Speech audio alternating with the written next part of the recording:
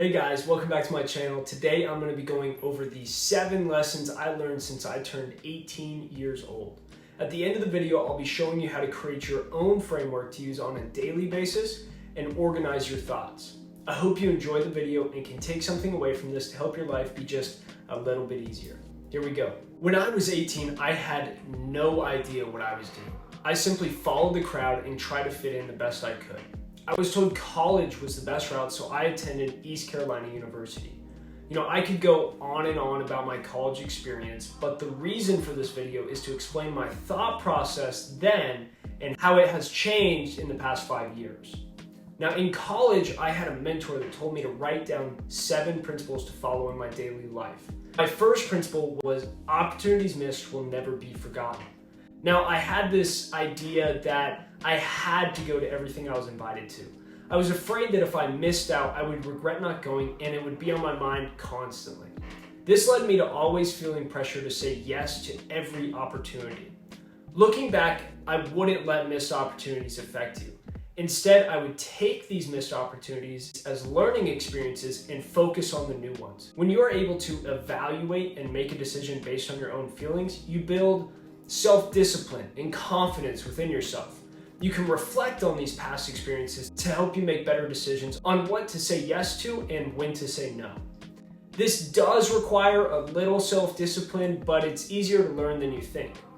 To improve your self-discipline, take the time to reflect on situations that made you doubt yourself or your decisions. My recommendation is to write them down, ask yourself questions about how you feel, and use your answers to make decisions that are more in line with your goals and values. My second principle was that I wanted to live each and every moment like it was my last.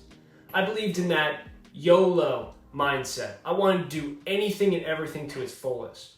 While you should truly appreciate every moment, it does become a negative mindset when you don't think about the long-term effects of your actions. The YOLO mindset creates impulsiveness. It becomes harder to set long-term goals and you neglect the responsibilities that are outside of this present moment. Now, the goal is to appreciate the little things while also planning for the future. Now, make sure you don't go overboard on either side. You have to be able to sit back and relax as well as plan out your path forward. One thing you can do to achieve this is to set aside time for reflection and planning. For me, I plan out times to enjoy the moment. I utilize time boxing in my journal where I can set times to get my projects done, but also reward myself after completing a day, week, or a month of duties. For example, I like to set a really big goal with a trip at the end of it to entice me to complete that goal, but then it gives me that time to relax. This gives me something to look forward to while still appreciating the effort I'm putting in the moment. Third principle I believed in was that goals without actions were just empty promises. While goals without actions will not get anything done, goals with no guided action will set you up to fail. Now I'll repeat that. Goals with no guided action will set you up to fail. When I was 18, I was setting goals such as, I'm gonna make $1 million in 1 year. Yeah, okay. I would tell people I'd do something, and then when I eventually failed at that, I just felt awful. I felt like a failure. The problem was I didn't have a plan to carry out what I said. I was making goals that were unrealistic. To improve my consistency of completing what I set out to do, I turned my words into actions with achievable goals. I started to prioritize my days and what I would get done. I created stepping stone goals. This allows me to build momentum so the times that I don't live up to my goals, I can evaluate my process, see where I went wrong, and bounce back quickly. If you want to reach massive goals, you have to build momentum. When I say that, what I mean is you have to set ridiculously easy goals. Start with something you can do 100%. After you complete that one thing, you can increase your difficulty. This will build confidence and consistency. To reach your goals, consider setting SMART goals. SMART stands for specific, measurable, attainable, realistic, timely. For example, a goal that I'm currently working on is posting 10 YouTube videos in 30 days. We can break this down for each acronym of SMART. The specific thing about my goal is the thing that I am actually doing. I'm going to be posting YouTube videos. The measurable aspect is being able to see the actual progress. Well, I set 10 YouTube videos. Attainable has to be within your reach. I said one video every 3 days. For me, that's obtainable. Realistic. Has it been done before? Has somebody else completed this goal? I looked out, I saw YouTube creators that do it all the time. And then timely, you have to set a timeline. I said 30 days. Now, this is a SMART acronym that'll help you with your big goals. The fourth principle was, I believe that you have to evaluate everything. When I was 18, I had no idea what I was doing, but most try to see what's working and then copy it in their own way. There are so many people nowadays that are trying to grab your attention, and it's so tough to decipher what deserves your attention. This leads to overthinking, fear of failure, and paralysis by analysis. This paralysis is a result of not actually starting the thing you're looking into. You get stuck trying to be perfect or become an expert before you've even tried this idea out. Now, to stop slipping down this path, I wouldn't let all of these people's ideas in. You have to be selective in what you allow into your mind. I would start by learning who you are first. Figure out what you enjoy, and then find something that you relate to. Once you have an idea of what you like, then you can pursue it. Find one thing you can try and just go do it. You're gonna suck at first. You may feel that all the eyes are on you and you have to perform, but the thing is, no one is actually looking at your mistakes. They're all doing the same thing as you. So why not start? Get out there and try something. Now, if you do have ideas and you want to reduce the number of choices and see what you really care about, I have a tool for you. Now, I call this the staircase thought process. It could be called something completely different, but you can try this technique to find out what you actually are wanting to do. First of all, you're going to list out 5 to 7 things you're interested in. Number them 1 through 5, 1 through 7, however many you have, and then start to compare to one another. So do 1 versus 2, which do you care about more? 1 versus 3, 1 versus 4, and so on. Now, this fifth principle is the only one that has not changed since I turned 23. I believe that he who says he can and he who says he can't are both usually right. I believe that anyone who tells themselves they can or can't do anything will follow that path until they are proven otherwise. This is a strong mindset when brute force is needed to push through a mental barrier. Now, just like words, without action, you have to have a plan. If you tell yourself you can do something, you have to accept that no matter what, you will adapt to the person that would do that sort of thing. This does come with a harsh reality though. Sometimes we figure out we can't do something. It could be genetics, an unpredictable event that alters our path, or just a realization that it's not for you. This is where you have to learn how to pivot. Be prepared for this day when you realize the path you went down may not be the path for you. I have some tips. Learn how to be coachable.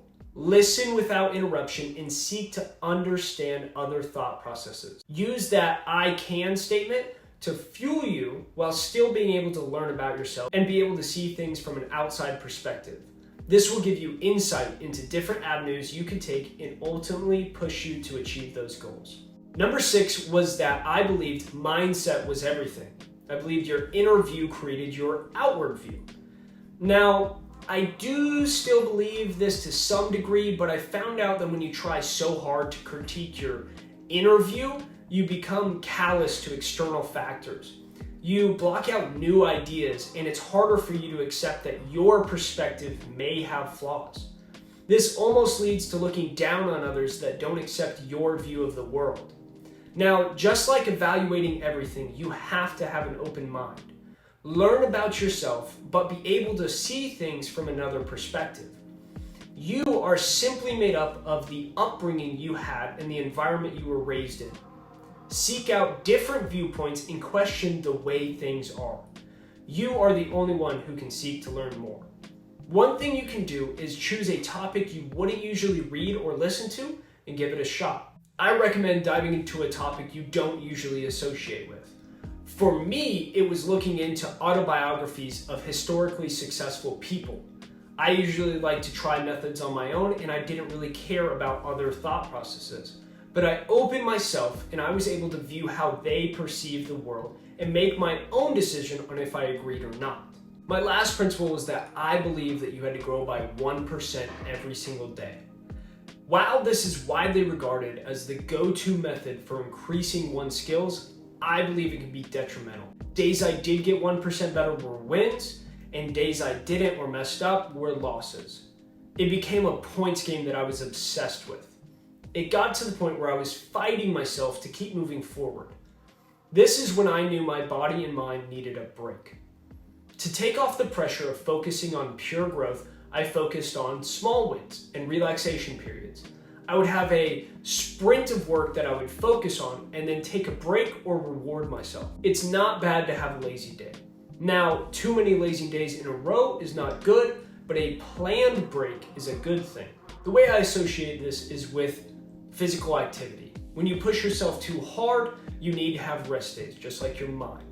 On a daily level, I use breathwork as a relaxation tool. I use an app called Balance to refocus when my mind is hitting that slump around 2 to 3 p.m. It allows me to give my mind a rest and focus on decluttering my thoughts when I'm overwhelmed with my day. I'm not sponsored or anything like that, but if you do want to take a look, they're doing a free year trial promotion right now. I'll link it below. Now, after reviewing these 7 principles after 5 years of growing, I realized that no frameworks are set in stone.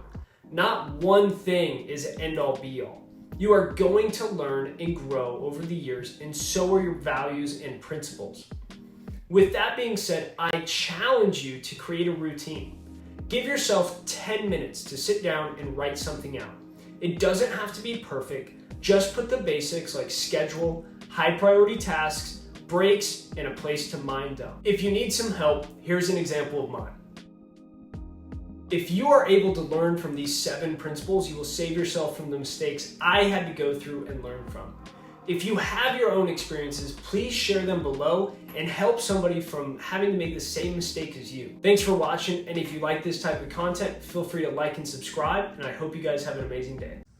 Hey guys, this is the journal outline. If you guys are interested, I will be posting this up for you guys to take a screenshot of. I'm going to be showing you each section and then exactly what I do if I were to do a journal entry right now. So the first thing that I do is a date. So I date today, February 10th, Friday, and then I do a daily reflection. Now, this daily reflection can have your thoughts, your feelings, or what you're grateful for. It's really just putting your thoughts onto paper. It doesn't really matter. You guys can put anything you want into it. The third thing would be a mind dump. Now, this mind dump is going to include anything you're stressed about, anything that's on your mind. Don't elaborate. Try to make this just as concise as possible. This is simply just getting the things onto the paper so you know that stuff that, hey, you might be stressed about. You'll know when to stop when you put another dash and you can't think of anything within about 10 seconds. Now, the third thing you're going to put on is going to be your one thing. Now, that's just going to be the one goal. Maybe, mine for today was read for 10 minutes. You're just going to put that one thing underneath here, and you're going to put a check box underneath it. And this is going to leave you something for when you do your reflection at the end of the night for you to put a big check on. Just make sure it's something that you're capable of doing. If you want to put your SMART goal on there, anything like that, you absolutely can. Your fourth thing is going to be your time box for your day. For me, I do, it in blocks. So if you work 8 to 5, you could put work, maybe a couple goals you have for your day at work. When you get home, your dinner time with friends or family. And then, they call it your side hustle time or your 6 p.m. to 9 p.m., 6 p.m. to 11 p.m., whenever you go to bed. You can go to the gym, do your side hustle, just time box out things you're going to do just so you have kind of a schedule. And then I always put at 9:45 time to do a reflection. Now this reflection is just going to be how your day went, things you accomplished, things you got frustrated with, and then it's going to have tasks that you want to do tomorrow. I've found it's really good to put your thoughts on paper for the next day because it just prepares you and gives you kind of an edge up on the next day. So this is the journal entry. Feel free to screenshot, feel free to customize it however you like, and there you guys go.